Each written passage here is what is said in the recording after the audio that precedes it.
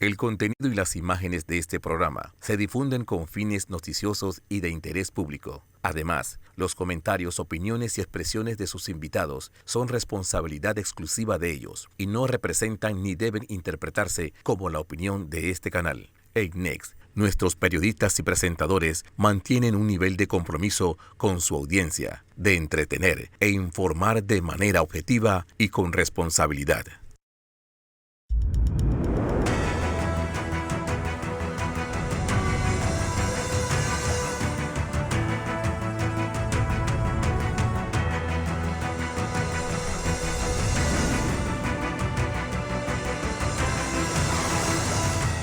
Muy buenos días, Panamá. Hoy es domingo 6 de junio.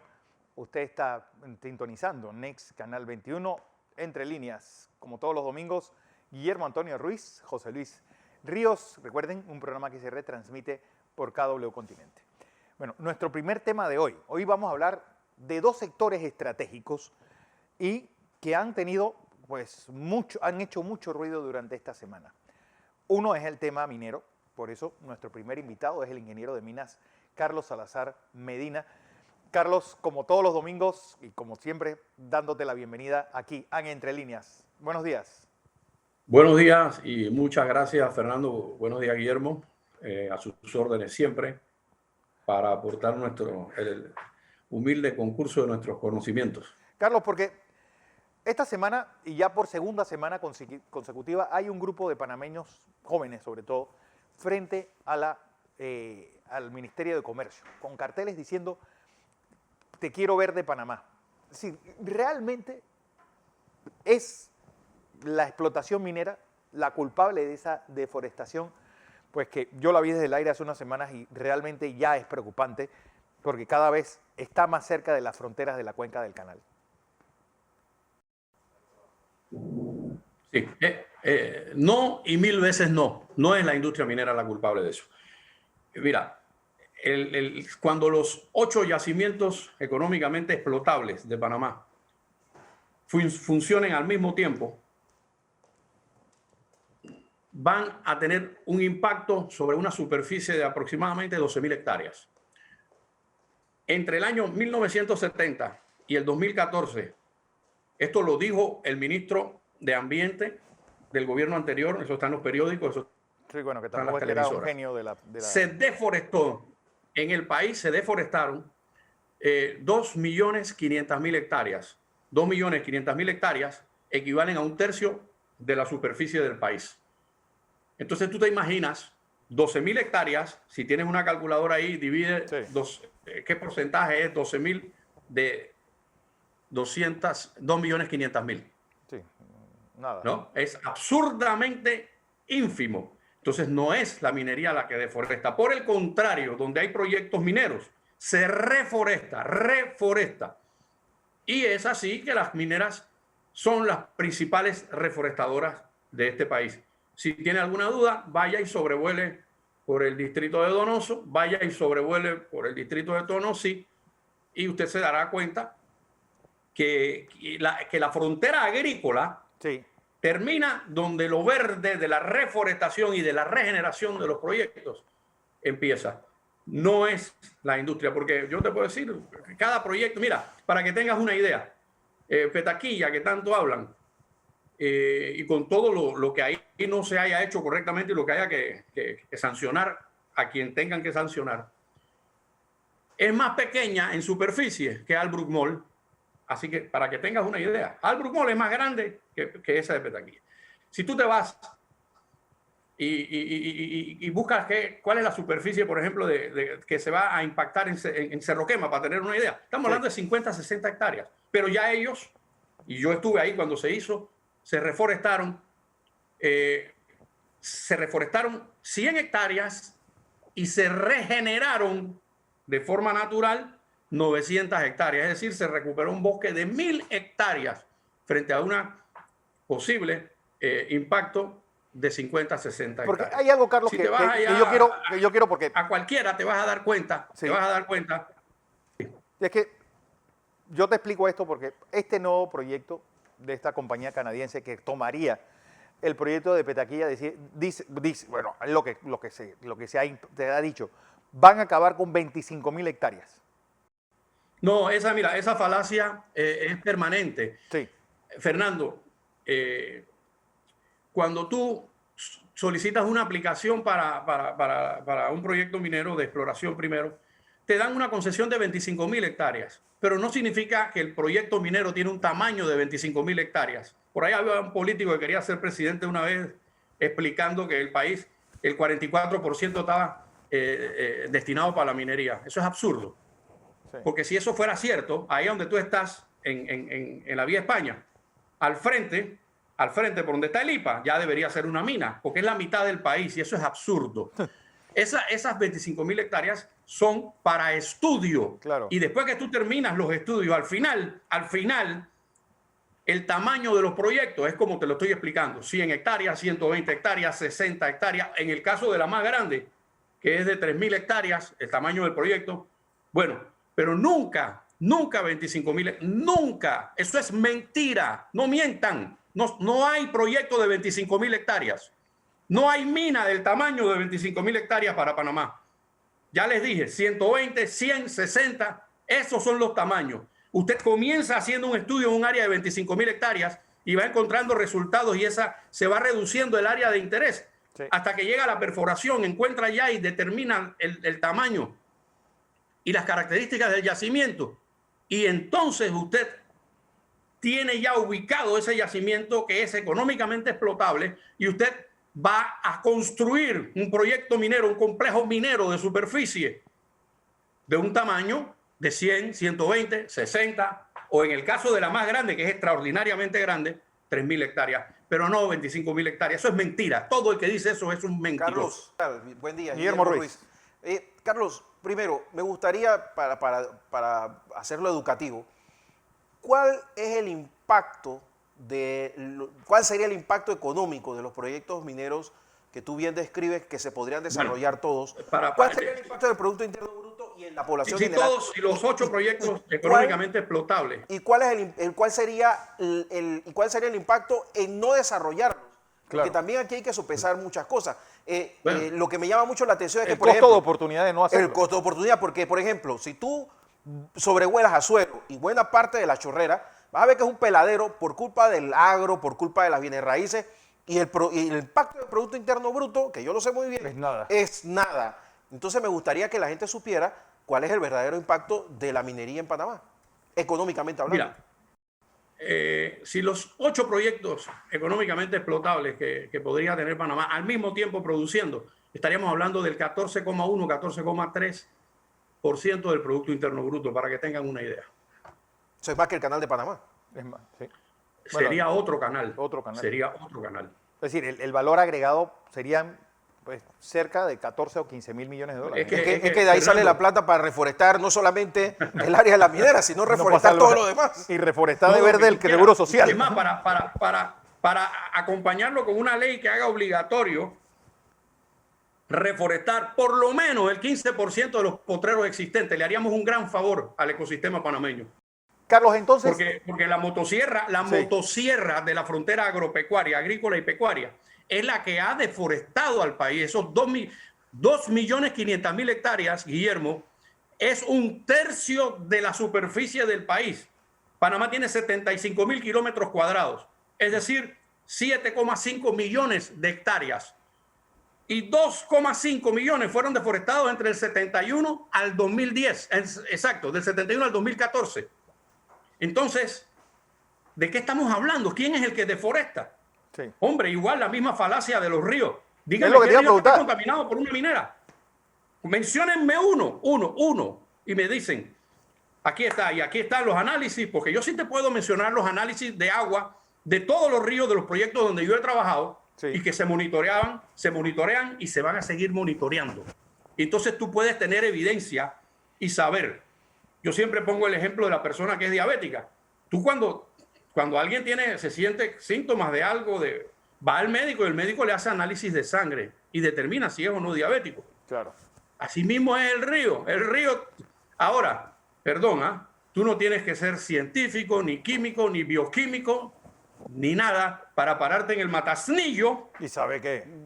y saber que es una cloaca. Y no te Y pararte en el río Curundú y saber que es una cloaca. Y pararte en el río Guandía y saber que es una cloaca. Pero yo nunca he visto a estos opinólogos pseudoambientalistas formar una campaña, cerrar calles, pararse a hablar con pancartas. Evitemos la contaminación de los ríos. Busquemos quién la contamina. Pero ¿sabes porque qué, además Carlos? de eso, La mayor parte de los que están detrás de esto son organizaciones que de alguna forma están alineadas con sectores de izquierda. Pero es muy curioso porque cuando tú revisas, por ejemplo, yo no soy experto, pero a cada rato sí estoy leyendo noticias de aviones que se caen en Venezuela porque están desbordados en metales o por lo menos en minería ilegal, y yo no escucho a nadie quejarse de eso.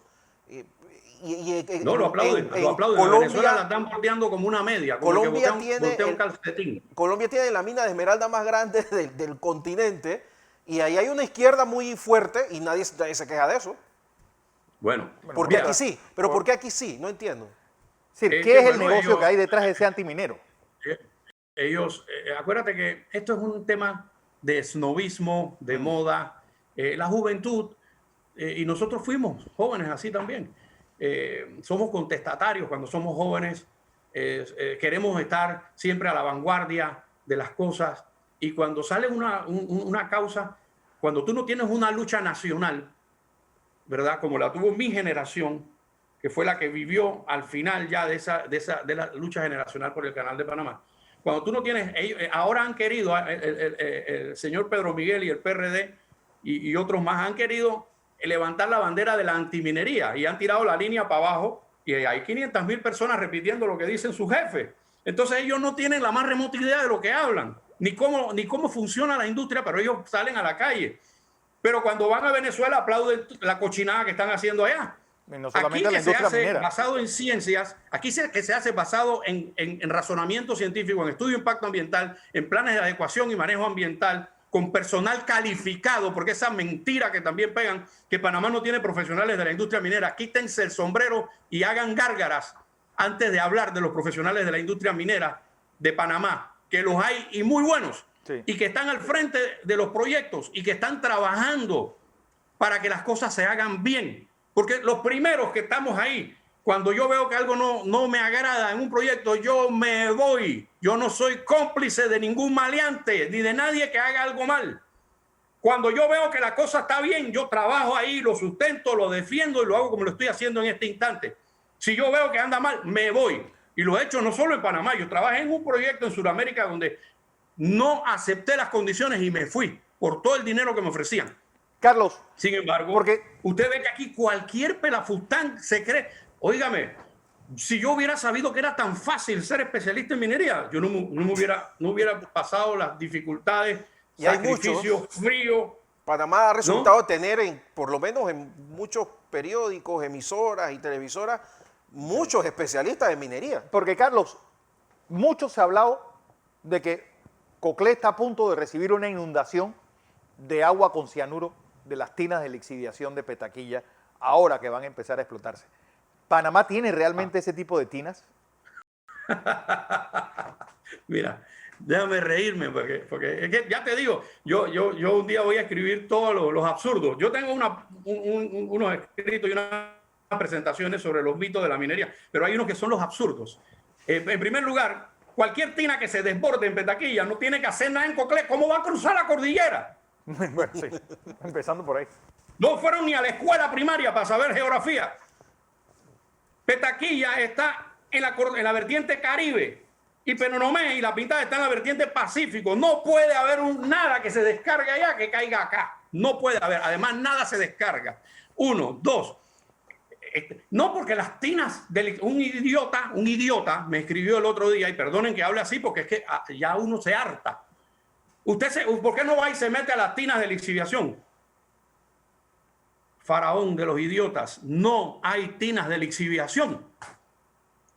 Las tinas que usted cree que son de lixiviación son tinas de relave, que es una solución ambiental en donde se depositan los residuos, la surrapa del café del proceso minero. Y ya está bueno que toleremos que gente que no tiene la menor idea de lo que habla, salgan por televisión cruzados de piernas y hablando con poses doctorales de temas que ni siquiera entienden. No saben cuáles son los procesos, no saben qué tipo de tinas son, no saben para qué son las tinas, no saben cómo se construyen, no saben para cuánto tiempo se construyen. Y van hablando y van influenciando y se toman decisiones y salen a la calle. ¿Hasta cuándo? Entonces hacen grandes paneles y mesas de discusión y debates abiertos y cerrados y prenden los radares, pero invitan a hablar a los mismos de siempre, lo mismo de siempre. Sin embargo, no son capaces de entender que no todas las minas son iguales, porque no todos los yacimientos son iguales, no son iguales geológicamente, no son los mismos minerales, no se aplica la misma tecnología, que puede ser gravimétrica, donde todos los procesos son físicos, que puede ser de lixiviación con cianuro, que no en tinas, en este caso que ha habido aquí, que puede ser de flotación, donde no se usa cianuro, y que tienen que comprender que el otro gran bochinche y mentira es que utilizan grandes cantidades de agua. Óyeme, una mina pequeña como las que han habido aquí, utilizaban 45 metros cúbicos de agua por hora. Eso, si no me equivoco, es como 1080, si multiplica 45 por 24, y sencillito, metros cúbicos al día. Aquí hubo una experta de esas que salen todos los días en televisión hablando de minería, que ella ha contaminado más con los químicos de su pelo que cualquier proyecto, diciendo que se consumían 6 millones de metros cúbicos de agua. Guillermo, ¿tú sabes cuántos son 6 millones de metros cúbicos de agua? Es un océano de agua. Es más, en el canal creo que el canal mueve eso. Pero Carlos, son y aquí se aprovechan 140 y pico esclusajes de las esclusas viejas. Sí. Y Carlos, aquí se aprovechan también muchas veces de la falta de conocimiento de las personas que dicen que viven cerca de estas áreas donde se están haciendo estas minerías y que no contratan al personal de allí para confundirlo y decir que viene personal de afuera, que esa es otra de las realidades que también se van denunciando y que se van hablando a través de los medios de comunicación por parte de algunas personas. Precisamente, mira, en mi proyecto en Veraguas, en Cañazas, a mí me llega gente de Chiriquí, de Colón, me escriben, te puedo mostrar todos los mensajes. Señor Salazar, yo soy especialista en esto y esto, yo he trabajado, yo trabajé en tal proyecto allá, yo trabajé en tal minera. Y yo le pregunto, ¿usted de dónde es? No, yo soy de Chiriquí, no, yo soy de Bocas del Toro, no, yo soy de Darién, yo soy de Los Santos. Yo digo, mire, mi proyecto está en una comunidad que es una comunidad pobre. La gente allí necesita fuentes de empleo. El trabajo que usted hace, el oficio que usted realiza, yo tengo 40 candidatos en Cañazas. Yo no le puedo dar el trabajo a usted. Eso es una religión en la industria minera. El primer círculo al que tú llamas para ofrecerle el puesto es al del pueblo donde tú estás. Si no hay en el pueblo, entonces te vas al segundo círculo. ¿Cuál sería en el caso mío? Sí. Me voy a La Mesa, me voy a Santiago, me voy a los otros municipios de Veraguas. Si no hay en Veraguas, me voy a las otras provincias alrededor de Veraguas. ¿Cuáles son? Entonces sí, Chiriquí es una, Bocas del Toro, La Comarca, Los Santos, Herrera y Coclé. Y si no hay en el área, entonces el resto, pues, Panamá, Colón, Darién. Y si no hay en el país, entonces traes especialistas extranjeros, pero cumpliendo con la norma. Y aquí el Ministerio de Trabajo de este gobierno, del gobierno de Varela y del gobierno de Martinelli han establecido claramente que en todos los proyectos se ha cumplido la norma. Porque aquí hubo un movimiento de estos revoltosos que decía, y a la saciedad salía un tipo ahí en tu programa diciendo que a ese que le van a dar el premio Nobel de Economía también, que había 4.000 filipinos. Mira, y en esos días peleaba Manny Pacquiao con Floyd Mayweather. Con Floyd Mayweather. Si ahí en ese proyecto hubiera 4.000 filipinos, esa noche de la pelea, esa gente le hubiera revolucionado, que no se hubieran bebido hasta el agua de fregar. Carlos. 4.000. Carlos. 4.000. ¿Cómo va a haber 4.000 filipinos? No, por Dios. Carlos, ¿sabes cuál es el problema? Cantidad. Bueno, que vivían en un barco, nunca, fue lo que dijeron. Nunca pasaron, en ningún lado se rompe esas normas, porque todo el mundo sabe que estamos bajo esa lupa del pecado original, que todo el mundo cree que las minas son como los Hatfield y los McCoy. Sí. ¿No? Pero, Carlos, se llegaban y se mataban a tiros y se regaba mercurio. Esa es otra mentira. Carlos, Ningún proyecto minero civilizado utiliza mercurio. Carlos, ¿sabes qué pasa? Que si tú revisas el Producto Interno Bruto del país, el turismo está muerto y enterrado por inacción, por negligencia, por políticas equivocadas, por un montón de razones. Por poner un Habrá DJ que a manejar esperar turismo. el próximo gobierno y quizás el que sigue para ver si volvemos a levantar ese muerto. Y está el Canal de Panamá, que ojo que el comercio internacional es muy variante. Y para colmo entonces Varela se encargó con los Panama Papers de acabar con el centro bancario y todo lo demás. Y ahí está la minería. Entonces yo lo que no entiendo es, si ahí tenemos cómo explotar algo, ¿por qué no lo hacemos? Porque todas estas otras ideas de convertir a Panamá en un hub de digital, ¿y dónde vas a sacar a la gente que habla inglés en este país? Si con suerte algunos hablan español cuando salen de la secundaria y no saben ni hacer una regla de 3 por un sistema educativo perverso. Entonces, y ni hablar de las leyes migratorias del país, Guillermo, que crean lo que Guillermo, crean. Entonces, si no saben de la hacemos? vertiente del Caribe y Pacífico, que van a saber reglas de Pero tres.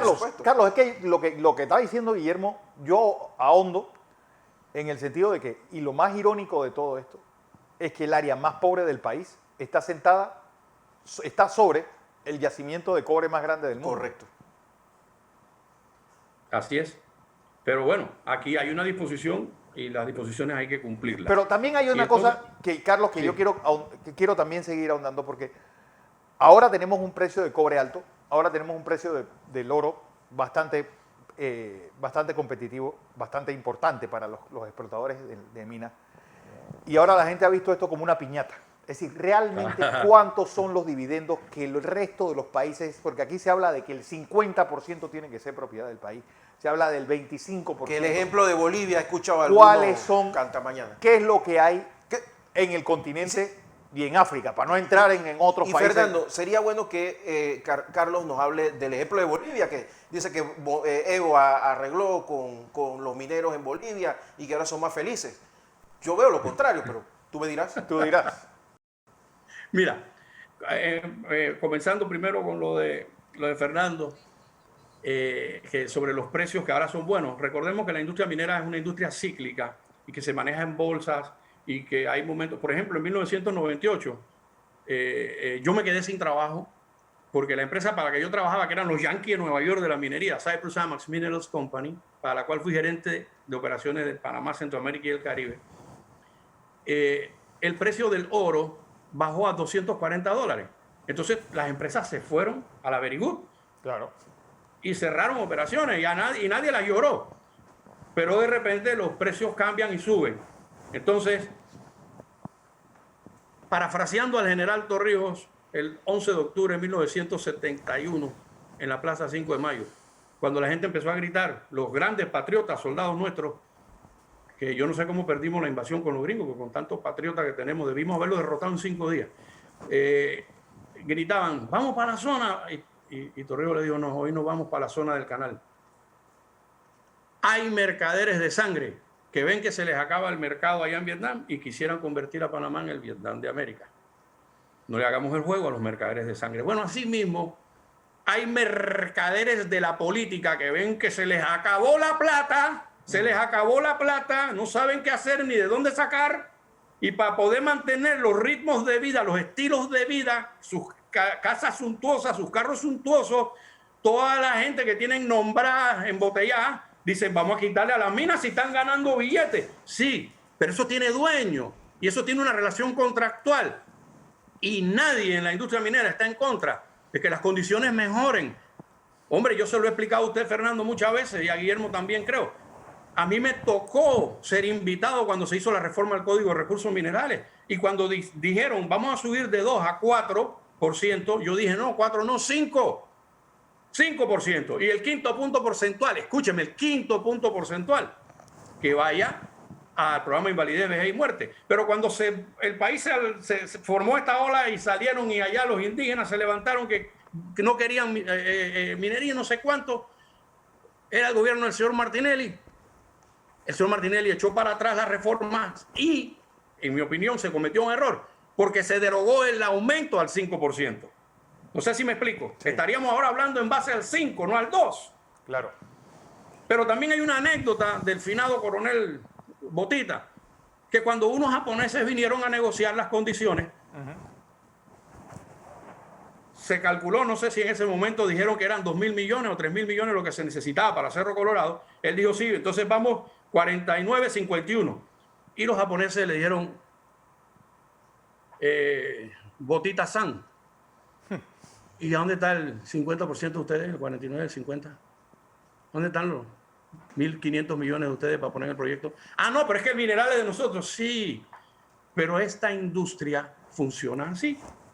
Si no funcionara así, todos los proyectos mineros fueran estatales y no lo son. ¿Por qué no lo son, Guillermo? Explícalo tú, Fernando. Claro.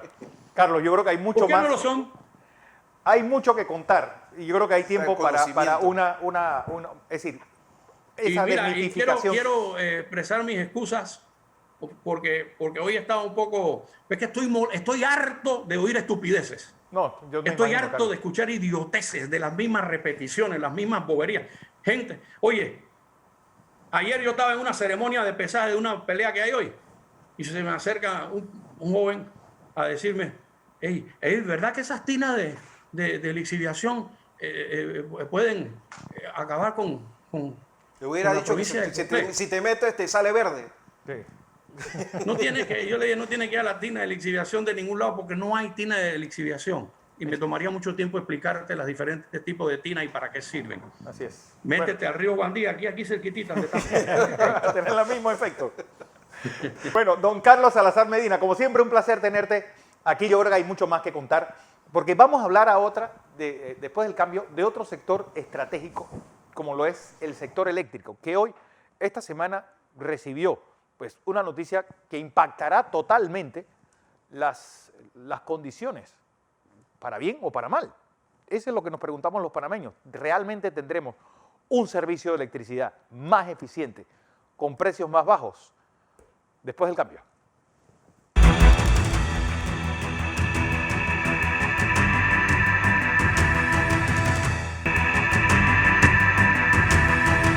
Y seguimos en la presentación de Entre Líneas. Hoy es domingo 6 de junio y esta semana se dio un anuncio importante, un anuncio que puede marcar un antes y un después en nuestra relación, en esta tortuosa relación con nuestra factura y nuestro servicio de luz.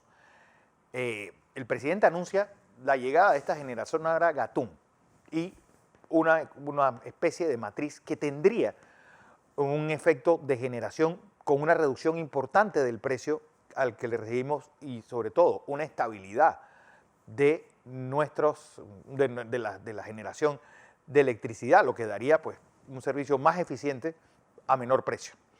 Pero, como dice el dicho, de buenas intenciones está empedrado el camino al infierno. Pues, ¿cómo creer que esta vez sí es cierto esto presentado por el presidente? Me acompaña el secretario de Energía, Jorge Rivera Staff. Jorge, como siempre, feliz domingo y bienvenido a Entre Líneas. Saludos, bienvenidos. Un abrazo siempre a ustedes y a todos los televidentes. Ok, ¿cómo creer esto que dijo el presidente es cierto? ¿Hay certeza de que esto sea realmente lo que estamos ansiando los panameños desde no se sabe ni de cuándo? Porque también fue casi la misma historia que nos echaron cuando la privatización hace 25 años, que íbamos a tener un servicio más eficiente a menor costo y ha sido todo lo contrario. Bueno, Fernando, yo creo que el anuncio del presidente el día martes lo que nos permite encuadrar es finalmente la solución de lo que en nuestro mercado eléctrico, en nuestro sector eléctrico, había sido el principal nudo para el sistema de los últimos 8 años. ¿No? Este anuncio que concreta esta transacción de traspaso y de desarrollo de este proyecto que está pendiente, pues es importantísimo para el país, no solamente por el impacto que tiene en el mediano plazo, en el corto plazo, desde el sector energético eléctrico en específico, sino también en un momento importantísimo este anuncio de una inversión de $1.000 millones en este momento donde se necesita más que nunca el proceso, pues este tipo de inyección económica como parte de la reactivación económica y la posibilidad de contar con 3.000 empleos, principalmente en la provincia de Colón, ¿no? Sí. Con relación al impacto de los precios, bueno, ya entrando en materia directamente con la pregunta, Fernando, yo creo que la clave está en qué tipo de tecnología y de fuente de generación va a sustituir esta planta, ¿no? Esta planta de 650 megawatts es la planta más grande de nuestro sistema hasta la fecha, Sí. Y va a sustituir efectivamente otras tecnologías más caras. Sí. Ahí no hay discusión realmente. Está sustituyendo el diésel, está sustituyendo el búnker y está sustituyendo también incluso generación con carbón, que no solamente desde el punto de vista económico son más caras, sino que también son muchísimo más contaminantes desde el punto de vista ambiental. Porque la pregunta, Jorge, es, ¿qué va a pasar, pues, una planta como la de La Chorrera, una planta como la de Pedregalito? Es decir, ¿cuándo y cómo va a ser esa transición energética y cuándo nosotros realmente vamos a sentir en el bolsillo, oye, realmente se están cumpliendo lo que dijeron y estoy pagando menos luz? Sí, esa es la pregunta que al final como consumidores, como ciudadanos nos hacemos de todo. Y en política energética normalmente siempre hay 4 objetivos clásicos y se mantienen en este momento, ¿no? El primero es la seguridad del suministro energético. El segundo es la confiabilidad o la calidad que todos necesitamos.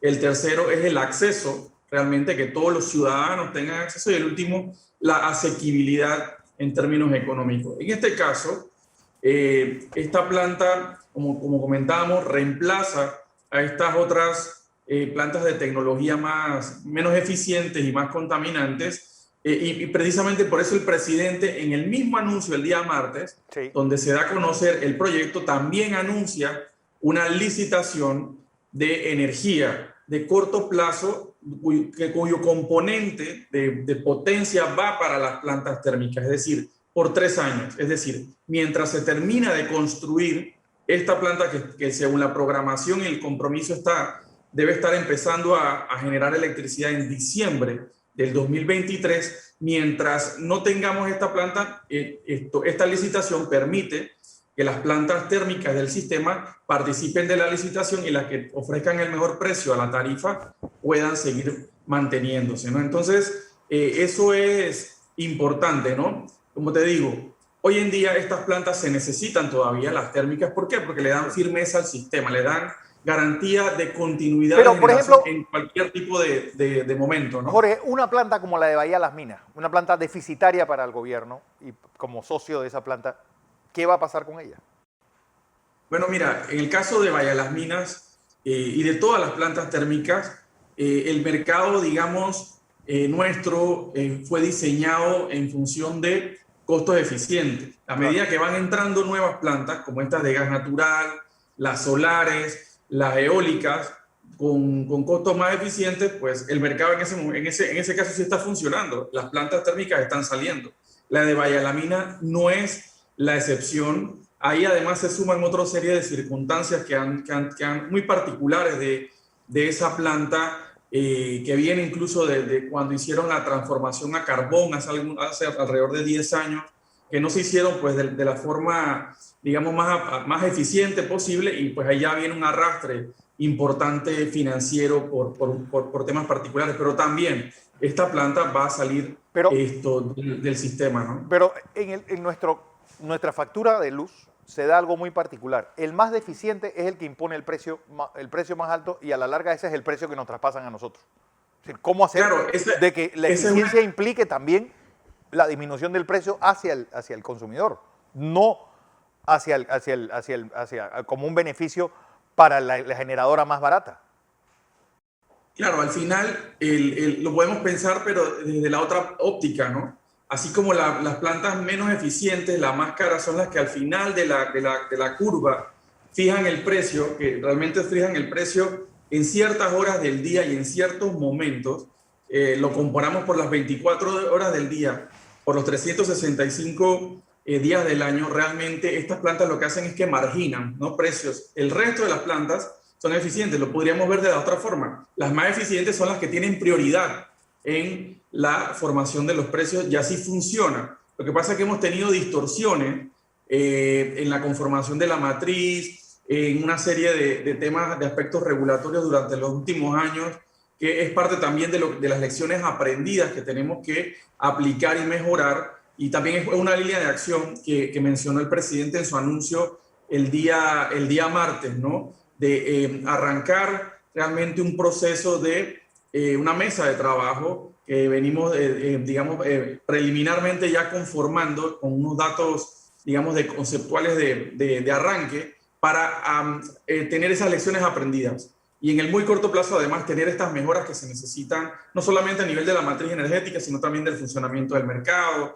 de cómo incorporamos más cantidad de renovables intermitentes, cómo metemos el tema de las redes inteligentes, baterías y una serie de temas, pero va en complemento. Por eso el anuncio del presidente se enmarca en un plan integral de desarrollo del sector eléctrico, que a su vez tiene como referencia o tiene como marco, digamos, la agenda de transición energética que fue aprobada por el Consejo de Gabinete en noviembre del año pasado. Como vemos, es un proceso de ir aplicando, ejecutando unas líneas maestras de política pública en casos específicos para ya empezar a dar resultados al sistema y al pueblo panameño. Jorge, en el lenguaje macro, esto es muy bien, pero es conocido que Panamá no le factura electricidad a buena parte de su población.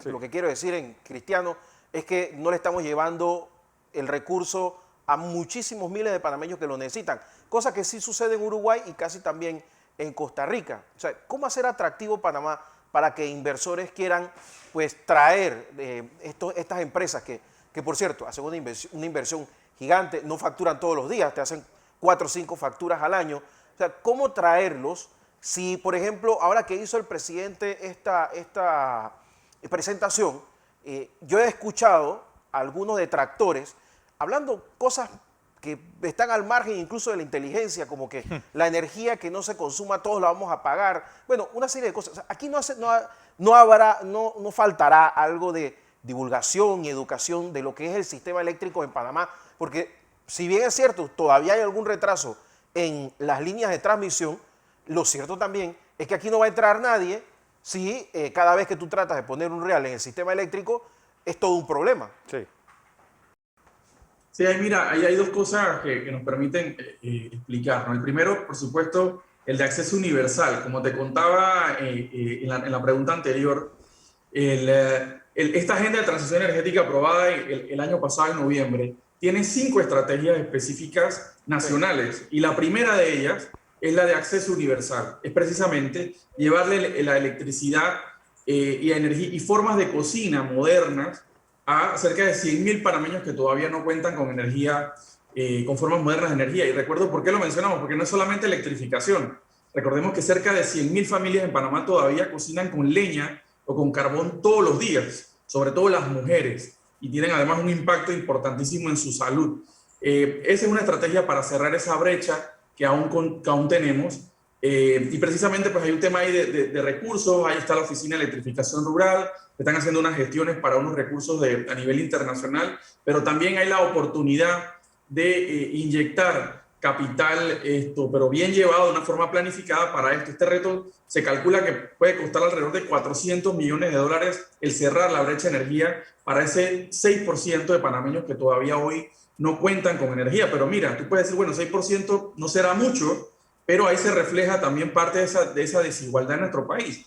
El promedio nacional de electrificación es 94%, pero en la comarca Nove Bugle, que es la más grande, solamente es 4%. Ahí se ve clarito realmente la desigualdad social y territorial, y hacia allá apunta esta estrategia. Y por el otro lado, lo que mencionabas sobre educación. Efectivamente, hay un tema importante que venimos trabajando con el Ministerio de Educación, y esta misma semana estamos arrancando una serie de sesiones en primera instancia con los maestros y con los profesores a nivel nacional para explicar, para dar elementos básicos, digamos, de inducción para que entonces a su vez lo transmitan a los estudiantes a nivel nacional sobre esto, sobre energía sostenible, sobre cambio climático, sobre cómo funcionan los sistemas, sobre eficiencia energética, que es una oportunidad muy grande que tenemos en Panamá, porque siempre nos enfocamos en, bueno, cómo producimos la energía, cómo la importamos de otro país y tal,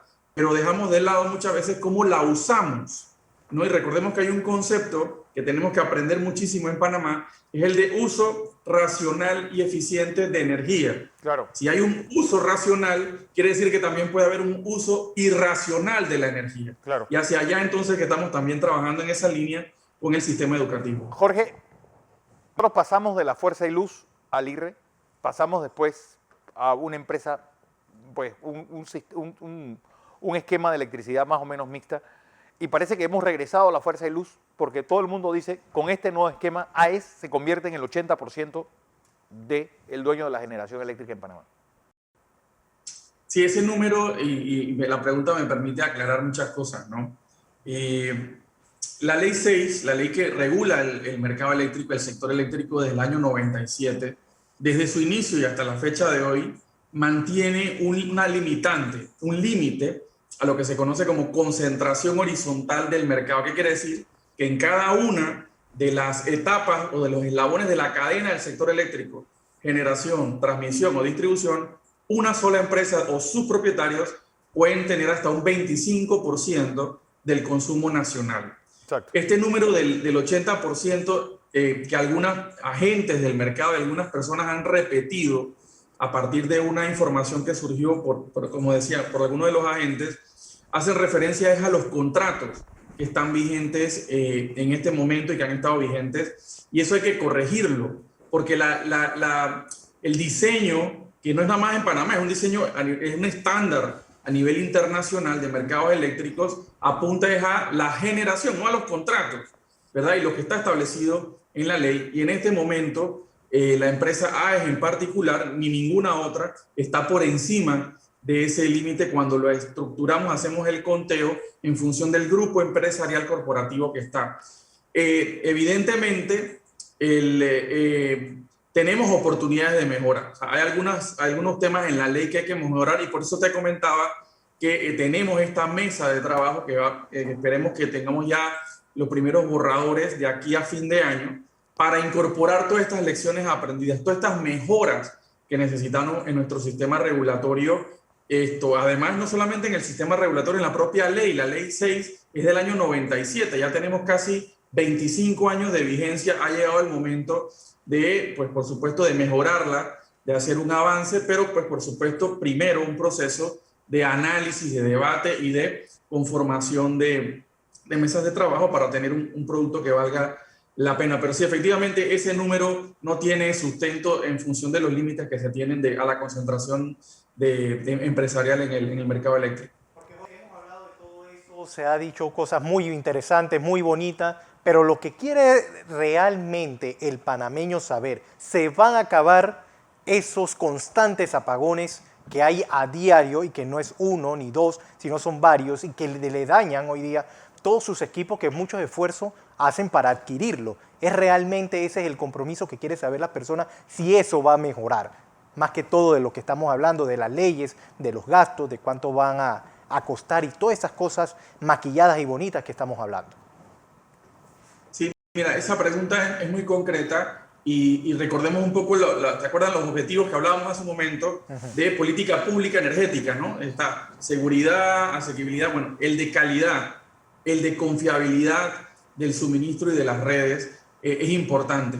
No está, digamos, supeditado a este esfuerzo que se está haciendo en la matriz de energía, ¿verdad? Ahí el otro componente para este principio, para este objetivo de la calidad, fue el anuncio que hizo el presidente de la mejora en las infraestructuras de transmisión y del reforzamiento de las inversiones de distribución. En transmisión se anunció de una vez el inicio de los trabajos prontamente de la construcción de esta línea que va a venir de Colón a Panamá, esta nueva línea que va a duplicar la capacidad de transmisión de energía desde Colón a Panamá. Sin embargo, a nivel de distribución, que es la afectación que tenemos la mayoría, y me incluyo, de los panameños en todo el país, o en gran parte del país, tiene que ver precisamente con mejoras en los diseños de tarifarios y regulatorios de la calidad del servicio. Y ahí el próximo año viene un proceso de actualización que es cada 4 años de las tarifas, de los cuadros tarifarios de las distribuidoras. Bueno, ahí se incluye también cómo se relaciona el dinero que se recauda por parte de las empresas eléctricas en su componente de distribución con la calidad del servicio, que efectivamente es un reclamo de todos los panameños desde ya hace varios años, que ha venido deteriorándose la calidad del servicio y es uno de los compromisos fundamentales para llevarlo adelante y garantizar que las inversiones que se deben llevar adelante en el cuadro tarifario, en el pliego tarifario, se lleven adelante. De hecho, eso es una de las promesas que está incluida en el capítulo de energía del el plan de gobierno del presidente Cortizo y se incorporó, como te decía, en esta agenda de transición en el renglón de distribución. Pero ahí hay que trabajar de la mano, por supuesto, directamente con la Autoridad Nacional de los Servicios Públicos, que es el fiscalizador de la calidad del servicio. Y ahí estamos trabajando con ellos de la mano para poder plantear al país un cambio, un giro en la forma en que recibimos la continuidad y la calidad del servicio y, por supuesto, también el componente de los precios y las tarifas. Jorge Rivera Staff, secretario general de Energía, gracias por esta aclaración y sobre todo pues, la preocupación de los panameños. Siempre a la orden. Pues con este anuncio hecho por el presidente Cortizo el pasado martes. Vamos a información comercial. Cuando regresemos, Alonso Correa y el mundo, después del cambio.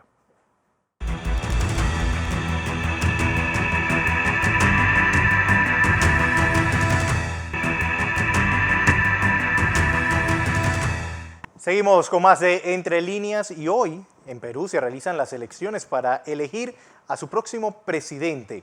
Para hablar sobre este tema y ahondar, para entrar también a debatirlo, ya se encuentra con nosotros Alonso Correa, quien está en directo desde España. Alonso, buenos días, bienvenido como todos los domingos. Buenos días, José Luis, y feliz domingo a todos. Y sí, hoy, 6 de junio, son las elecciones en Perú. Elecciones que, digamos, ¿a quién le interesan en Panamá? La pregunta. Dos candidatos que, por más que se diga que son distintos, tienen discursos muy parecidos en demagogia, en mentiras y en repeticiones. Pero vamos a desgranar a ambos, vamos a ver cuáles son las propuestas para salir de la crisis económica que está pues, azotando a todo el continente y cómo, dependiendo de quién gane, pues, afecte a la economía en Panamá. Vamos a empezar por, como lo ha catalogado Mario Vargas Llosa, el mal menor, a Keiko Fujimori, hija de un expresidente peruano, Alberto Fujimori. Keiko, en su discurso se han visto propuestas demagógicas que se notan y se repiten en todos los países del continente, que son tales como pues, la subida del salario mínimo, la creación de más puestos de trabajo, propuestas de creación de consensos y creación de centros de reestructuración social. Pero lo que sabemos y lo más seguro, si gana Keiko, que se ve a pesar de estar detrás de las encuestas, que sabemos que ahora actualmente las encuestas no se pueden seguir cual Biblia, pues está apenas 0.7 puntos detrás. Y hay 10% de la población que es indecisa. Así que se puede ver una subida de Keiko, una llegada de Keiko al poder. Una llegada de Keiko al poder, lo único que haría, además pues, de estabilizar un poco la menguante economía peruana, sería quitarle una de las regiones más importantes por su cercanía a Argentina y por estar en medio de Venezuela y Argentina, quitarle el control de esa zona al hemisferio caraqueño y al hemisferio de La Habana, a dos poderes que están pues, tratando de inmiscuirse en las elecciones de todos los países del continente porque están viendo su poder decaer. Ya lo vimos en Chile, ya lo vimos en Argentina, lo trataron en Ecuador con la derrota del candidato de izquierda y con la victoria de Lasso, y lo podemos ver en Perú. Pero ahora a lo que nos compete, el interesante Pedro Castillo, que pues borra los límites de la política usual, elimina esos límites y llega como lo reciben, pues por lo que es un recién llegado que sorprendentemente no cae en las primarias y lleva las elecciones a una segunda vuelta. Llegada de Pedro Castillo al poder, ¿qué significaría esto para Panamá? Perú y Panamá tienen 263 millones de dólares en exportaciones. Perú exporta en su gran mayoría 140 millones de dólares en petróleo y gas. Pedro Castillo está buscando nacionalizar ese petróleo, en lo que resultaría pues, una subida bastante grande del precio de la gasolina para los panameños, lo que conllevaría obviamente todo un efecto cadena, subida del precio de las comidas, subida del precio de la electricidad y de todos los derivados de esto. Es muy importante el estar atentos a estas elecciones de hoy, a ver cómo se desenvuelven, porque son, ya digo, una pieza esencial de la geopolítica del continente americano y que pueden determinar pues, lo que vaya a suceder de aquí a 10 años. Una victoria de cada uno de los candidatos dan dos futuros completamente distintos y eso está a ver, se desenvuelve hoy y el resultado lo sabremos pues, en las próximas horas, más seguro que el día de mañana, para ver quién gana y quién llega una vez más al poder de Perú. Pero para seguir con este análisis, regresamos al estudio. Bueno, la pregunta es, ¿quién maneja esto? Porque de un lado está Alberto Fujimori, el padre de Keiko, casi su razón de ser por estar en política, y del otro lado está este señor Vladimir Cerrón, pues este hombre condenado por corrupción, que por eso él no es el candidato, sino que es Pedro Castillo, un hombre estudiado en Cuba, un hombre pues con ideas que pareciera una elección de 1975, no del año 2021. Memo. A mí lo que más me llama la atención de todo esto es lo que pasó el domingo pasado en el debate, que quedaron al desnudo las pocas y pobres ideas de ambos candidatos. Sí. Tan malo es que el maestro Castillo terminó hablando como Pablo Iglesias, lo cual ya comienza a demostrar el ascenso que hay de esta izquierda organizada internacional en Perú, que pues falló, según le fallaron los números en Ecuador, pero se llevaría la joya de la corona en Perú a esperas de tratar, y como lo están tratando de hacer con todo, de conquistar Colombia. Y yo estoy de acuerdo con Alonso, hay que ponerle mucha atención a la situación de Perú. Nuestra relación con Perú es muy importante en diversos aspectos, pero sobre todo porque Panamá está a la espera de ser parte de varias organizaciones del Pacífico y nuestro aliado ahí es Perú. Entonces, si eso no llega a concretarse, nos vamos a esperar un gran rato para poder entrar a estas organizaciones que son fundamentales para el desarrollo de nuestro país. Ahora, las encuestas otra vez marcan para todas partes y vamos a ver si se confirma que la metodología de las encuestas en los últimos 10 años ha fracasado y que ese modelo tiene que replantearse de una vez por todas. Lo que se juega hoy en Perú es importante para la región y también, como dijo Alonso, para Panamá. No olvidemos también, Alonso, Memo, José Luis y amigos televidentes, que hoy hay elecciones también parciales en México. Unas elecciones donde ya han muerto 36 candidatos, ha habido más de casi de 300 atentados. Una de las elecciones más violentas que yo creo que esto nos está marcando un poco, pues, cuáles van a ser las tónicas de los futuros procesos electorales en América Latina. Como Nicaragua también, Fernando. Como Nicaragua. Es decir, pues ausencia total de ideas pues consensuadas y de un centro político y una violencia que está pasando de lo verbal a lo físico. Ojo, Fernando, que esto también desnuda un poco los países. México es un país donde el Estado ha ido desapareciendo en buena parte de su territorio. Lo mismo pasa con Colombia. Entonces, cuando se dan este tipo de elecciones, los resultados a veces son increíbles. ¿Por qué? Porque están marcados por quién es el que realmente gobierna en cada uno de esos sectores. Y tú ves cómo salen en México, por ejemplo, que ya ha pasado mucho, diputadas que son cercanas a grandes narcotraficantes. O sea, ahí se dan estas cosas y ojo con eso porque eso está bajando para Centroamérica y buena parte de la región. Así es. José, ¿qué nos espera esta semana? Bueno, desde mañana, Fernando, hay toque de queda en el Distrito Capital, pero sacando a San Felipe, así que usted tiene que estar bien pendiente hasta dónde termina San Felipe y comienzan otros corregimientos, para que no tenga problemas con las autoridades. Y ver qué va a traer el Ministerio de Salud, porque el comportamiento epidemiológico de los casos sigue en aumento, mientras sigue llegando más vacunas. El gobierno en la semana autorizó la compra de más dosis para seguir con este proceso de vacunación. Los muchachos, los estudiantes entran en vacaciones y a conocer también cuáles son esas escuelas que regresarán a clases a partir del próximo trimestre, que se habla que son varias escuelas de Panamá Oeste, y este trabajo también, este proyecto de ley, Fernando, de la moratoria que se pretende discutir en los próximos días o presentarlo en la Asamblea, pero como están de vacaciones no se va a poder discutir y ya se termina, el fin de la moratoria es el 30 de junio. Todo esto puede estar ocurriendo durante esta semana. Así es. Bueno, era lo que teníamos que contarles esta mañana. A todos, gracias por su audiencia. Recuerden, este programa se retransmite en KW Continente. Recuerden también, hay toque de queda, pues, cuarentena total en Chiriquí y Veraguas. Así que, pues, a mantenerse en casa. La lotería juega mañana. Juega mañana, exacto. A todos, gracias por su audiencia. Nos vemos mañana, 6 en punto de la mañana, en la emisión matutina de Next Noticias.